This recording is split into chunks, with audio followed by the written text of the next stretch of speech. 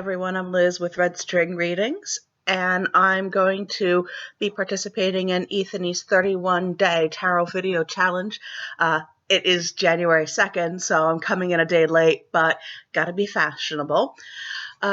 So what I'll do is I'll combine days 1 and 2 into a single video, which actually makes sense for me because the two different prompts about my first introduction to tarot that made an impact, and also my first tarot deck, it's really a combined story. My very first deck was the Medieval Scapini Tarot. Insert standard web image here.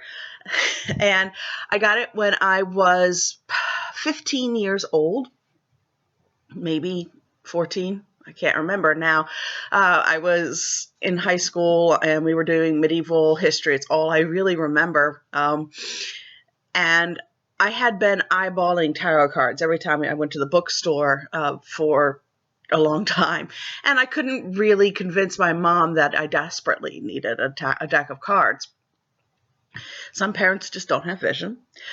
And I finally managed to convince her that I would be able to use this deck with the medieval style artwork as for a presentation in class. And she bought it for me, I think probably because she was tired of me asking. And I then had to figure out a way to make good on my promise and present it in class. And it was a very awkward presentation, and I would really rather not revisit it ever again. But I did have that deck for quite some time. I never got very good at reading with it. I read always from the Little White Book, and it was always kind of awkward and stilted because I had no confidence in my own intuition and my abilities.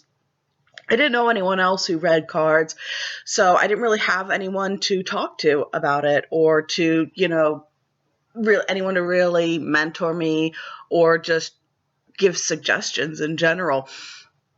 And we're talking, this was more than 20 years ago, so it's not as though we had the various social networking opportunities now that tarot readers online can use. So that deck, I have no idea what happened to it. I had thought I had given it to my husband, but I don't think I did now. It's gone, lost to the ages, probably sometime in the time frame when I thought I was never going to be a good reader, and when I finally had that moment of revelation where I finally understood my cards, which is actually where I'm thinking about with this, which is leading me to day 1 prompt, which was my first introduction to tarot that made an impact. I'm not entirely sure the exact details of it because it was a while ago, but I had my cards for several years. I was probably around 19 or 20, and I pulled out a deck of cards that I had, and I know I had a couple by then. And I just started looking at them and playing with them, flipping over various cards, choosing them, and I realized that I had an understanding of them, that my intuition was settling on them, that I really did get the message that the cards were sharing with me. And it was a bit of an epiphany, really, that I didn't need the book necessarily. I still used it a little bit, and I still do today. Even if something doesn't really make entirely a lot of sense, I'll pull out some reference materials. But it was from that moment on, I was able to read for people, and I really connected with with the clients I was working with. A lot of live readings with people, and really just zeroing in on the core of questions that people had that they might not have even realized.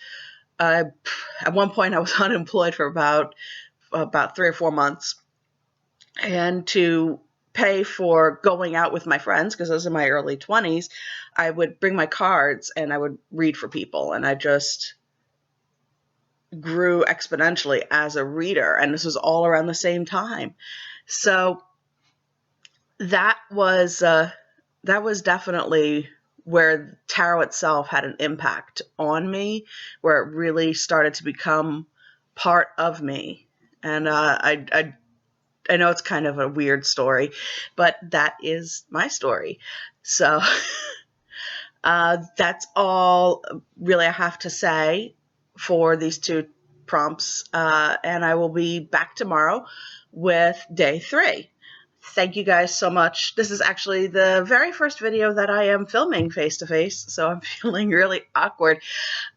So I appreciate your time, and I look forward to seeing you guys next time. Thanks. Bye.